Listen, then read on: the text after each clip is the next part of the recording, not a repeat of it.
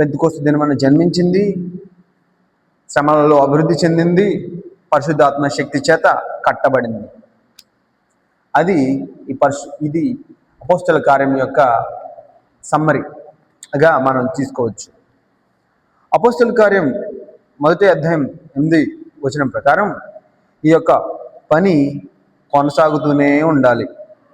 ఇందులో మనమందరం పాల్గొనాలి. క్రీస్తు వచ్చు పర్యంతరము మనము ఈ యొక్క పనిలో నిమగ్నమై ఉండాలి. యేసు ప్రభు వచ్చేదాకా మనం ఈ యొక్క పనిలో నిమగ్నమై ఉండాలి. అపోస్తల కార్యం 1వ అధ్యాయం 8వ వచనంలో ఏముంది? నిమగ్నమై ఉండాలని చెప్తున్నారు.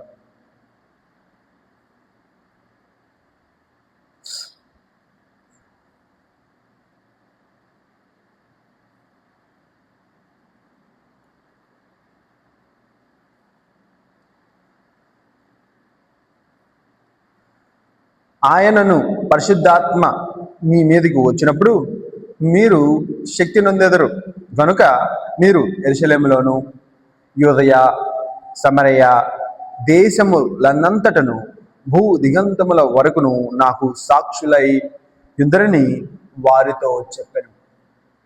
They are the witnesses. యేసు ప్రభువుకి సాక్షులై ఉన్నారు వాళ్ళు. ఆ సంఘం యేసు ప్రభువు తిరిగి వచ్చే వరకు మనం కూడా సాక్షులై ఉండాలి. ఇంతకీ మనం యేసు ప్రభువుకి ఎలా సాక్షులై ఉంటాం? మనం యేసు ప్రభువు విశ్వాసం ద్వారా మనం నీతిమంతులుగా తీర్చిబడ్డాం కాబట్టి మనం సాక్షులు అవుతున్నాం. మనం ఇంకా పాపం చేస్తున్నాం అనుకోండి, దాని అర్థం ఏంటి? మనం దేవుని నమ్మలేదని అర్థం.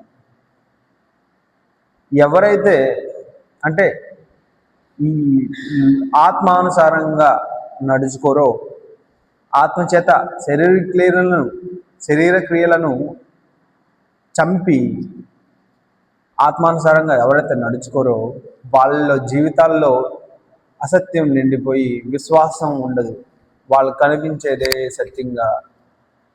ఒకడికి సరైనగా ఒకడి దృష్టికి సరైనదిగా కనబడు మార్గము కలదు, కానీ దాని అంతము మరణమే అన్నట్లుగా విశ్వాసం అవిశ్వాసికి ఆ తేడా మనం చూడొచ్చు. విశ్వాసి దేవునియందు నమ్మిక ఉంచుకుంటాడు. అవిశ్వాసి తన మీదే నమ్మిక ఉంచుకుని ఈ లోకంలో ఉన్న వాటన్నిటిని ఎక్కువ ప్రేమిస్తాడు.